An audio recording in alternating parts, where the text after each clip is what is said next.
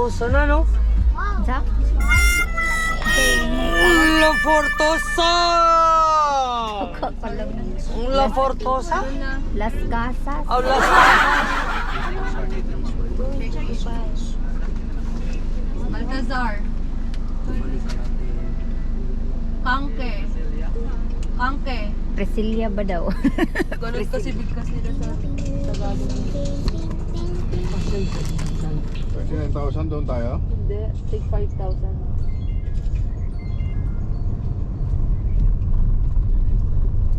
Welcome to my mansion. Oo, ito lang. Look, Aya. Aya. Looks like you're in Dito. Philippines. Registered na doon. Sila na magra-register yun eh. Wala.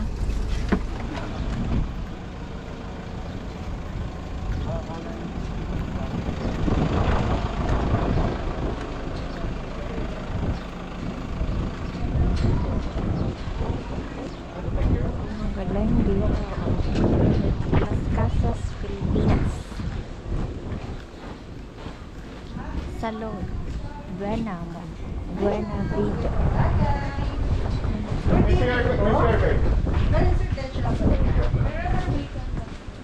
For check-in po, ma'am?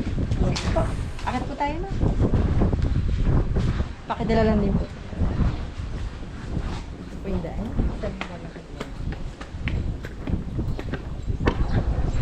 Ano yan? Train?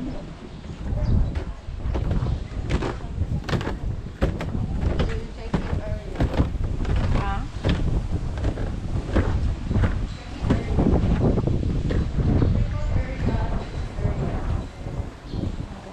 Maganda.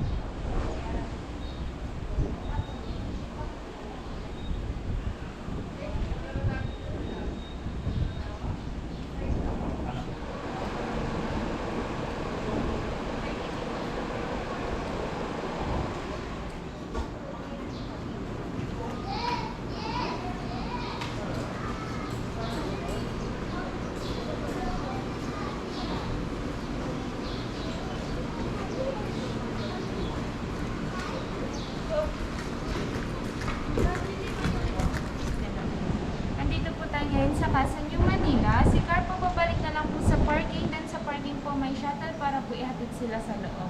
Breakfast po nila for tomorrow is sa Hotel de Oriente, 7 a.m. to 10 a.m. Then yung tour po, dito po ang assembly kay Casa Lubao. Open po si Casa Lubao until 5 p.m. Ang next tour po natin ngayon is 10:30 or 2:30 or 4:30 po. Kung hindi po ma-avail ngayon, pwede po bukas ng umaga, 8:30 or 10:30 po. Then kung mag-avail pa po sila ng ibang activities, kay Casa Lubao na lang din po for additional. May access po tayo sa pool until 10 p.m. Open po si Pika-Pika natin until 6 p.m. po. Filipino snacks food po siya. Open po nating resto ngayon, Casa Unisan, Filipino food, Casa Binyan, Italian food. Same time po silang nag-ooperate 12 to 4 p.m. for lunch, then continue po ng 6 to 10 p.m. for dinner. Then may access din po tayo sa beach until 6 p.m. po ang swimming, pero yung pag-stay po sa side is until 11 naman.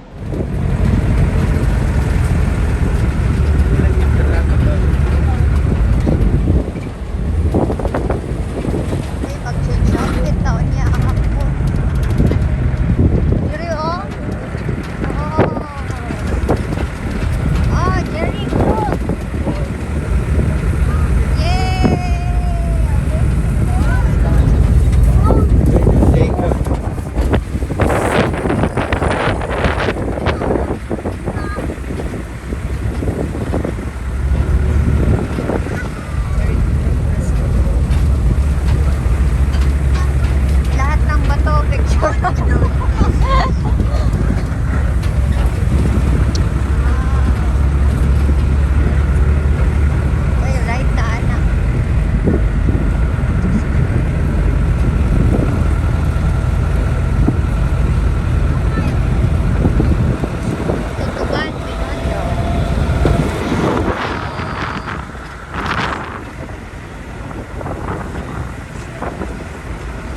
Daga na to pictureanan. Dapat mga man, pinay na to.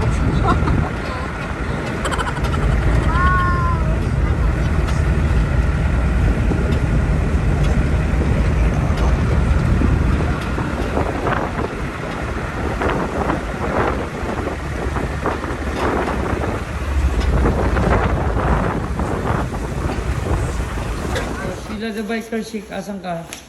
Las Casas, Filipinas, di ako siya. Las Casas.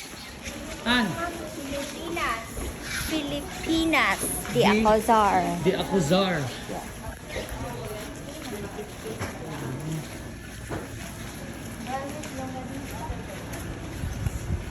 Boss, asan tayo, boss? Nasa Casa New Manila, sir. Las Casas, Bagak, Bataan. Las Casas, Bagat, Bataan. Bataan. Ito ha, dito tayo. Ito si Andres Bonifacio. Ginoong Andres. Ito po si General Emilio Aguinaldo. Yun sino yun? Sino yun? Doc B.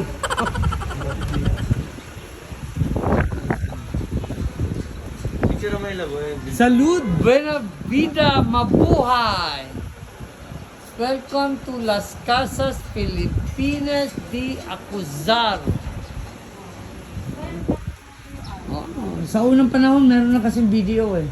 Yes po. Ayan. May video. Oh, yun sinasabing last cash withdrawal. Last cash withdrawal. Last cash pala last. Ah. Galing eh. Was built around 1920s under the ownership of Mr. Valentin Arrastia and his wife Francisca Salgado. And the said couple is one of the few people who sponsored the study of our late President Diosdado Macapagal. And in exchange to that, his mother Romana Pangan became wet nurse and laundry woman to the Arrastia family. Okay? And aside from that, before the World War II started, the Japanese troops sent some of their soldiers to spy here in the Philippines. And one of them became driver in the Arrastia family. And when the World War II started and the Japanese troops are here in our country, this house became their garrison before. And usually after they use the house as their garrison, before they leave, they will burn it down together with the family who live in the house.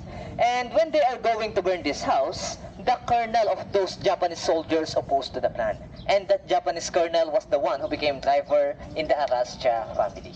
They stopped the plan of burning the house because in his 10 years of serving as a driver in the Arrastia family, they treated him as a part of their family. That's why he did not let the house to be destroyed and the family to get harmed. Okay, and as of now, when the house was transferred here in Las Casas, the ground floor of it serves as our salon de juego or game room. So later after the tour, if you have free time, you can go back here to play some games inside. We have billiards, chess, and sungka here in this house. Okay, and at the second floor of it, it serves as one of our show houses. Okay po?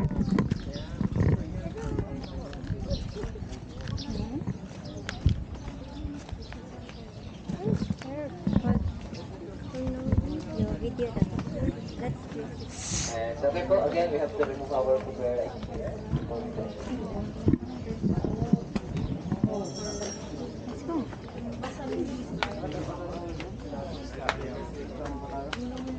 Let's go. Stop. You can. You're making me not go up. Remove slippers. Remove slippers. Remove your slippers.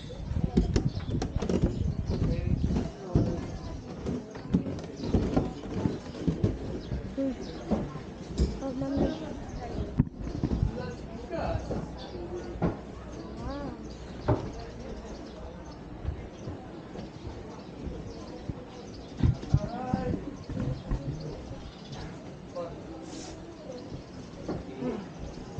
So let's just wait for the others.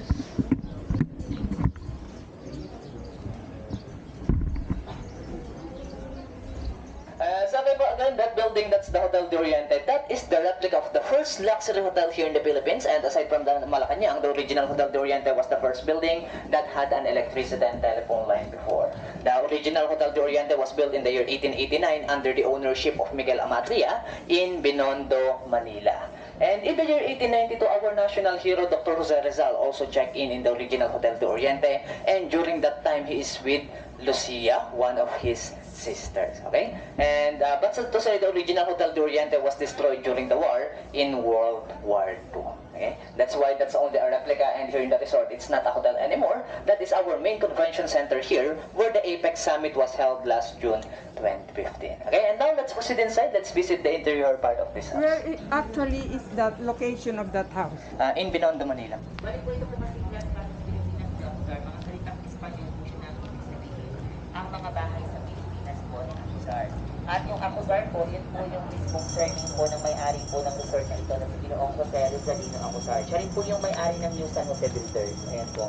Nagsimula po siyang mangolekta ng mga Storyteller here in the Philippines. And Lola means grandmother. But in real life, Lola Basyang is a man. Ate ko. Yes, he is really a man because Lola Basyang, it is only a pen name used by Mr. Severino Reyes. Because before, the kids, they are used to listen to their grandmothers than to their grandfathers when they are telling a story. That's why he used the pen name Lola Basyang, okay? And now, let's proceed to our next house. This way, please. Bali akong t-shirt. Sana po for my group, let's proceed to our next house, to our Casa Binyan.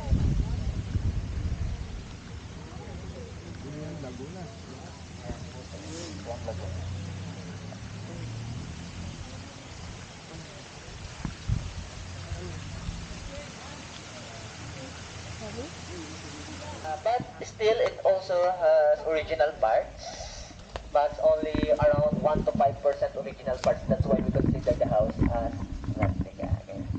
Yes. Okay. Yes. Okay po. Let's continue. So the first part of the house was built around 1700s under the ownership of Don Gregorio Alonso, great-great-grandfather of Dr. Jose Rizal. And the next one who owned this house was his son, Cipriano Alonso.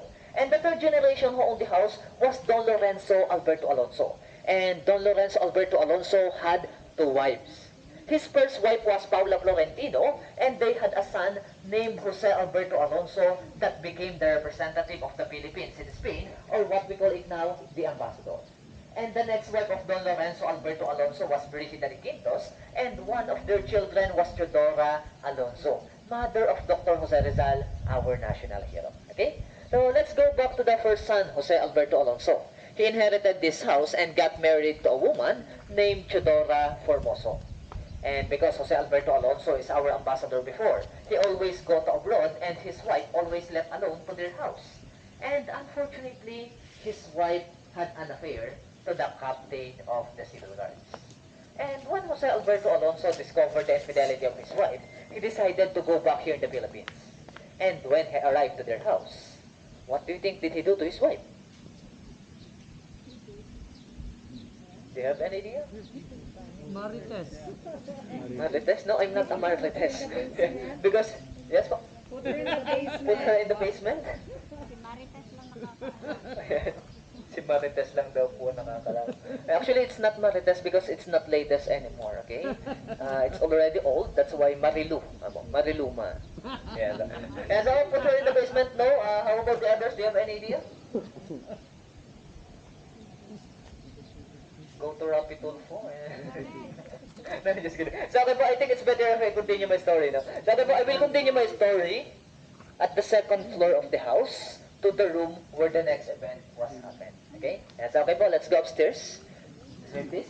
But before we go upstairs, I will show you something in the courtyard of this house. And what? What do you mean? Chamber, like an animal. What?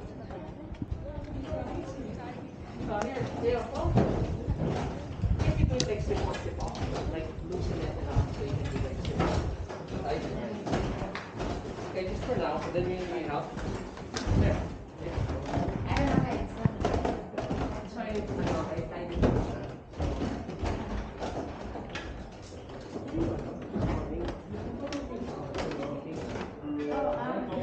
was actually doing.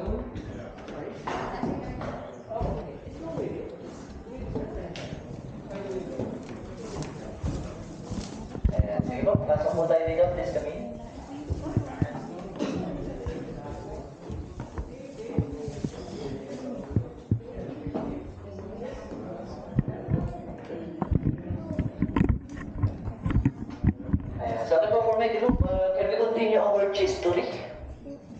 That's why history, chismis and history. Okay, that's why history. Yeah, so okay po, before we continue our history, I would like to show you this one. This is Jose Alberto Alonso, the fourth generation who owned the house. This is the half-brother of Chidora Alonso. And this is his wife, Chidora Formoso, the one that had an affair. And actually, here in this room, this is where the next event was happened. But since we are more than 20 persons, so we will get crowded here inside the room. So we will continue our history here at the living area, okay? I'm going to continue the history here. So okay po, let's continue. So when Jose Alberto Alonso arrived to their house or to this house, he confronted his wife and he... What do you think? Sir, do you have any idea?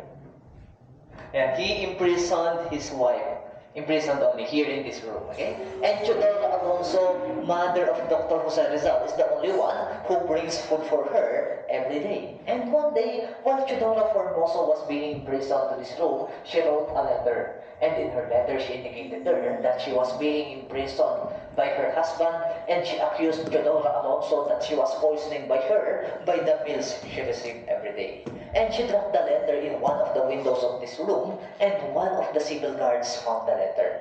And because her affair is with the captain of the civil guards, the authorities immediately got informed, and they arrested Jose Alberto Alonso and Chidora Alonso, and the siblings were in prison. Okay? And one day while the siblings were in prison, there was an occasion in Binyan. And in that occasion, there was a little girl who danced gracefully.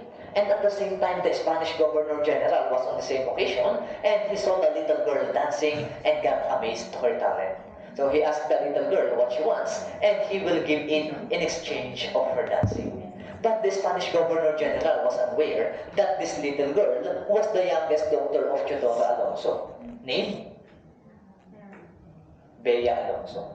I'm just kidding. Bea Alonso is a famous actress here in the Philippines. She's not the youngest daughter of Chidora Alonso. So, okay, do you still remember the youngest daughter of Chidora Alonso, or the youngest sister of Dr. Jose Rizal?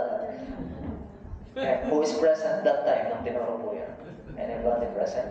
Yeah, so okay po, the youngest daughter of Chidora Alonso is Soledad. Soledad or Soleng. That's why she asked for the freedom of her mother and her uncle.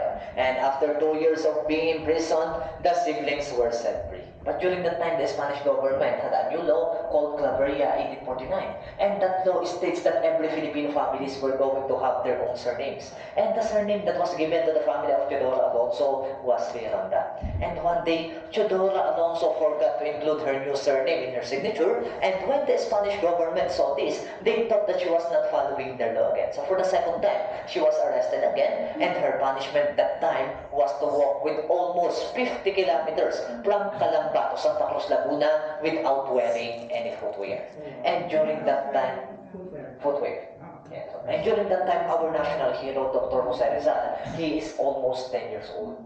And in his young age, he already saw the cruelty of the Spanish government to us Filipinos through his mother. And that became one of his inspirations to write some of his novels like No Limit Tangere and El Filibusterismo. Okay? And as I said earlier, this house has two parts. So the second part of the house was built around 1800s, still in the ownership of Jose Alberto. But later on, he sold the whole house and it was bought by Doña Magdalena Arevalo Oliva, and she gave it to her daughter named Isabel. And by the way, this is Isabel. Isabel got married to a man named Macario Marco, and one of their daughters is Pilar, and this is Pilar. And Pilar also inherited this house and got married to a man named Zoilo Alberto. That was accidentally the nephew of Jose Alberto. That's why the ownership of this house came back to the Albertos. That's why they call this house as Alberto's House of Piña. Okay? And now when the house was built here in Las Casas, the second part of it, at the ground floor, serves now as one of our restaurants here. Italian food restaurant that we call La Bella Chidora. And this first part of the house where we are now, it serves as one of our show houses. Okay? So again, this is our Casa Binyan from Binyan, Laguna. So okay po, and now I'll give you pictures before we go downstairs to proceed to our next house. Smells bad. Where's the big? Here, I have a picture here. This is your hut.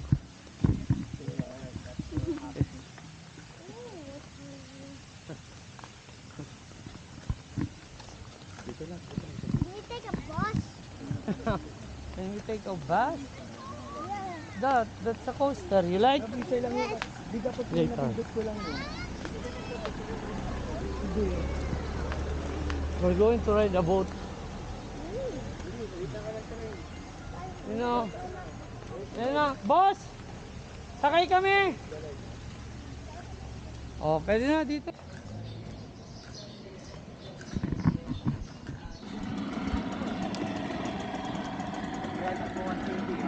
Right.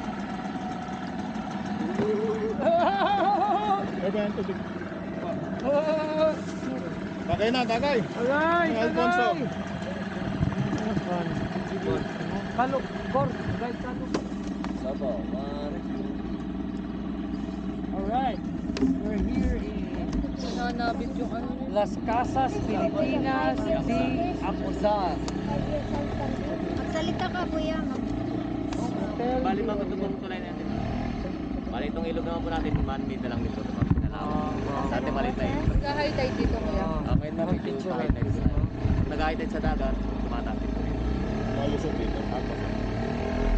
Bali dagat po brackish water kasi naghahalo yung tubig alat at tubig dagat. Sasalubong. Balangkor, balangkor! Balangkor, balangkor!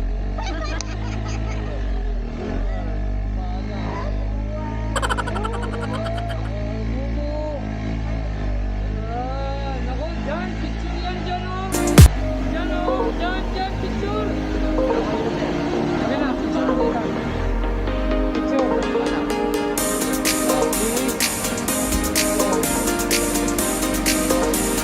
Jerry,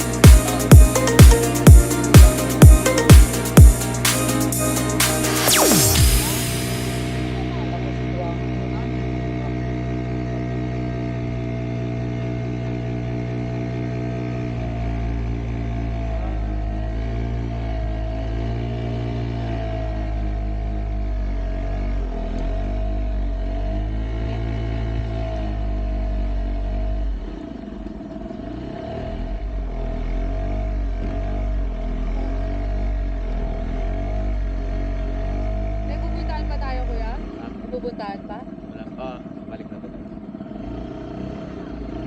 Ito na yun eh, no? Apo. Police operate.